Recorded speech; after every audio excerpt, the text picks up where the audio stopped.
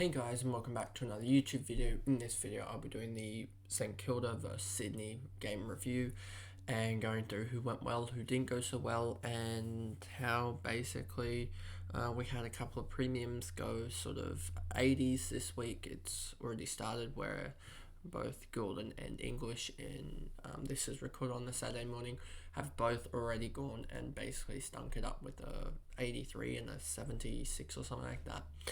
And that sort of chucked this whole round in chaos for a lot of people that had the additions of like a Steele or a someone else, etc. So before we get into the video, remember to like and subscribe, turn the notification bell on so you know when I upload, and let's get into the video. So the Swans top scorer was Ollie Florent. He's had a couple of good games in a row from memory. If we go to Florent here,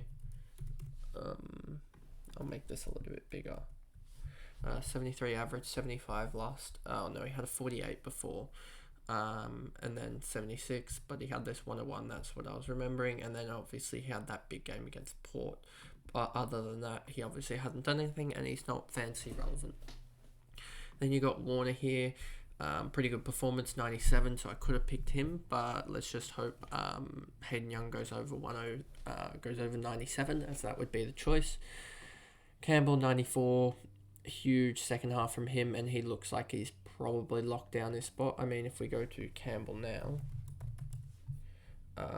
we go to here, 50 in the last game, so he's not really done much aside from this Richmond game. So that's, I think he'll pick it up, but I don't think it'll be as consistent scoring. McInerney, 83. He just had a good second quarter and a first half in general, 59 points, but then fell away massively. Then you have Gordon, who just couldn't get anything going, and in the end had a 13-point quarter and a couple of 25-point quarters, basically, to get him up towards that 90 range, but then didn't really have that big quarter that he needed, that 90 or so. Angus Sheldrick is definitely going to be the downgrade option now. He's going to be up at around 210k and have a break even of, I'm going to say, probably 30 or so. Yes, it's going to be a high break even, but to be able to just get some money off the field, I think will be huge, and just play him at that F6. Now that there's so many guys with there's so many guys that have, like, I don't know, not injuries, but there's so many round 14 guys that are out that if we look here, if I just play him in, take out Mitchell and Sharp, and I upgrade that to a premium mid, then I can just play Sheldrick here in place of Keys, and I'll be able to get rid of, I'll have two guys covering here, and I'll have for Taranto, Rosie, and I'll be able to get rid of Sheasel as well for a round 14 forward, such as Darcy Cameron, and I'll have these two guys covering Taranto and Rosie probably, and that'll get me up to the 622 guys. No thanks. And then in the midfield, it's a little bit, and then obviously English will be off and Ramsden on field, but Ramsden doesn't look like he's going to play, but I'll just chuck him on field anyway. Then round 15, I only have Green, Bont, and Wardlaw, and I'll have Atkins. I'll have the premium midfielder here, and hopefully maybe someone else. Maybe get Chesser in the midfield if that is the case, but I could also trade out one of these guys, but Bont's doing too well to trade him out, so I'm not going to trade him out. Green's doing really well at the moment, so unless I wanted to go like a Bont to a Dawson or something like that, which I think is probably not the best trade at the moment anyway, given the break evens, etc. So yeah, I'll probably just keep the heavy guys in round 15 and be able to start getting cash off my bench out of my dead rookies, etc. And then you've got in the back line here, who do I have to trade out for round 15? It's gonna be Whitfield is the only guy I believe that's around 15 for me. Will Day and Dacos are around 14, so round 14 wise, I will have not the best. I don't think I'll have the best bench, to be honest with you. But oh yes, I can do.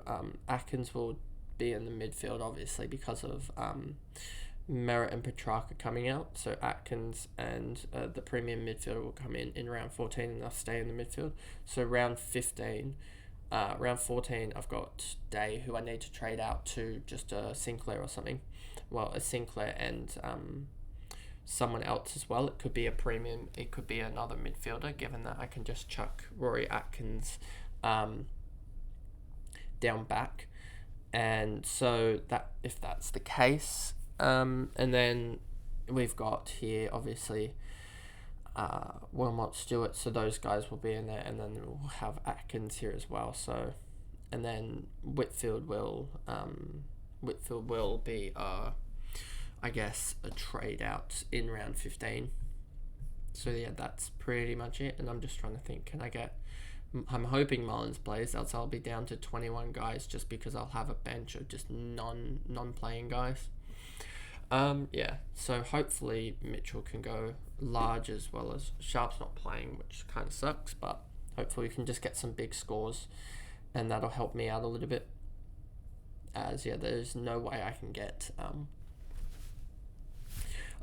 the last guy on field at the moment, because Mitchell on field, because it looks as if I have 8 playing forwards, and he's the 7th best playing forward. So back to this game. So obviously Sheldrick will just pop in here, and it will help out with cash gen. It will help out with both cash gen, I'm pretty sure, because I think he has to stay inside, to be honest. Could also switch to Buller if he plays as well for the Swans, and that'll free up 300k. I already have 306k, and I've got Sharp here as well, so that can go to someone huge. I think it will go to a premium midfielder. I mean, I need Will Day might need 100 or so k to get up to Sinclair, so that'll get me down to like an 800k midfielder, but I'm sure there's someone in and around that range that I can get. But you've also got the potential for Mitchell to go up. And what's the break even for Will Day? Because that's going to be a key factor. Day has a break even of 104. Okay, so if he gets 100, he won't. If he gets even an 80, he won't move that much, and that should help me if Mitchell can go large to get some cash in. But there's also other ideas if Mitchell doesn't go so large, etc., or goes too large that his break even's good. Rowbottom, Lloyd, Blakey, Heaney, Fox, Rampy, none of these guys did anything. Heaney got off to a good start, but then sort of faded away very quickly, and then came home strong. McLean, Francis, Cunningham, Wicks, Haywood, Clark, Melican, no one else here really. And then we move over to St Kilda, and Royal Marshall absolutely killed it. And it was like 2 minutes in, and I could just tell that we had missed the Royal Marshall VC. And I'd gone for the wrong ruckman. And then I had called Brad Crouch as being the mid to get, as he'd been out of, I guess.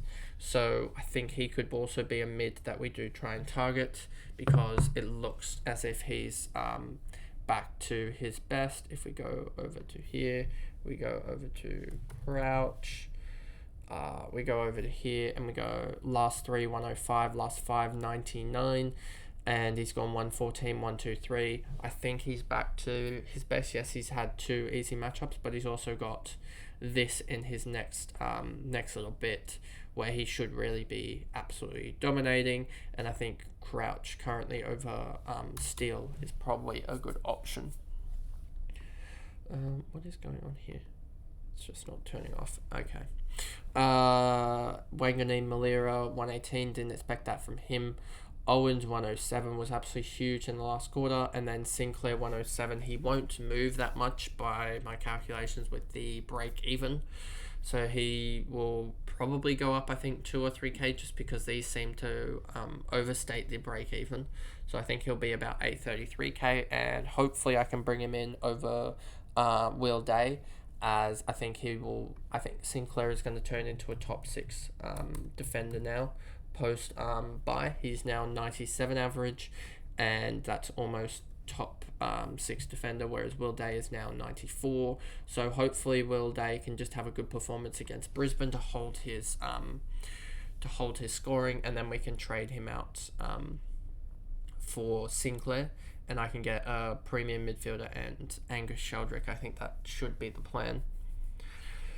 Wilkie did alright. Steele came back strong in the second half after a disappointing first half, so I might ride him out and not select him for a couple of weeks, or just a singular week, just because I think there's better options, and he's going to have a horrific break even of like 140 or something like that.